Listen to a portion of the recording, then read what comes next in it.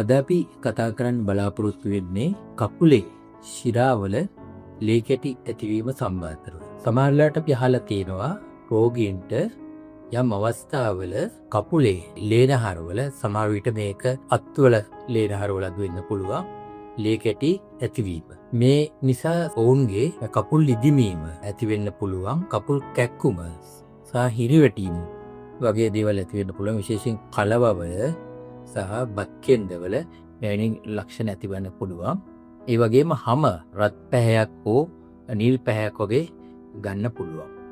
අපි බලමු ඇයි මේ වගේ ලේ කැටි ඇතිවන්නේ කියලා. බොහෝ අවස්ථාවලදී එවැනි ලේ කැටි ඇතිවන්නේ බොහෝ වෙලාවක් එකම තැන සිටීම තුලින්. උදාහරණයක් හැටියට ඊටා දිගු ගුවන් ගමනකට පස්සේ එකම තැන වාඩි වෙලා ඉඳීම නිසා මේ වගේ දෙයක් ඇති වෙන්න පුළුවන්. ඒ නිසා තමයි ඒ ගුවන් ගමනවලදී උපදෙස් දෙන්නේ වරින් වර නැගිටින්න, ඒ වගේම දෙපා වලට විශේෂිත ව්‍යායාම කරන්න කියලා.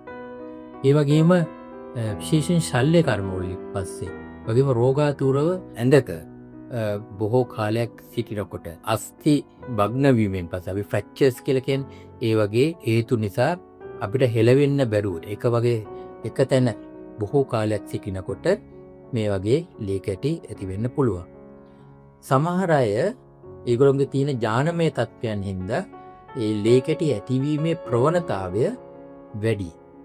එවැනි අයට ඉතා සුළු හේතුවක් නිසා හෝ හේතුවක් නැතිව පවා මෙවැනි ලේ කැටි ඇති වෙන්න පුළුවන්. අපි මේකට කියනවා මේ තත්ත්වයට deep vein thrombosis කියලා. ඒ කියන්නේ පාදවල තියෙන ඒ ශිරාවල ලේ කැටි ඇතිවීම. දැන් මේකේ භයානකකම තමයි සමහර අවස්ථාවලදී මේ ලේ කැටි රුධිර වාහිනිය ඔස්සේ ඒ ශිරා ඔස්සේ හෘද වස්තුව වෙත ගමන් කරලා එතනිනුත් නවතින්නේ නැතුව පෙනහළු වලට රුධිරය සපයන ලේනහර වලට ඇතුල් වෙන එක. අපි කවුරුත් දන්නවා ශිරාවල තියෙන රුධිරය හෘද වස්තුවේ දකුණු පැත්තේ තියෙන දකුණු කර්ණිකාවටත් ඊට පස්සේ දකුණු කෝෂිකාවටත් ඇතුල් වෙලා එම රුධිරය නැවත පිරිසිදු කිරීම සඳහා උක්කුෂීය ධමනිය ඔස්සේ පෙනහළු වලට ගමන් කරන බව. ඒ පාදවල තියෙන රුධිර කැටියකුත් මේ මාර්ගය ඔස්සේම ගමන් කරන්න පුළුවන්. ශිරා ඔස්සේ දකුණු කර්ණිකාවටත් දකුණු කෝෂිකාවටත් ඇවිත් ඊට පස්සේ උක්කුෂීය ධමනිය ඔස්සේ ගිහිල්ලා පෙනහළු වලට රුධිරය සපයන රුධිර මාර්ග අවහිර කරන්න පුළුවන්. මේක භයානක තත්ත්වයක්. මෙවැනි අවස්ථාවක රෝගියෙකුට ශනිකව ඇතිවෙන පපුවේ කැක්කුමක්, එහෙම නැත්නම් හුස්ම ගැනීමට අපහසුතාවයක්, ඒ වගේම ක්ලාන්තය, කරකැවිල්ල වැනි රෝග ලක්ෂණ ඇති වෙන්න පුළුවන්.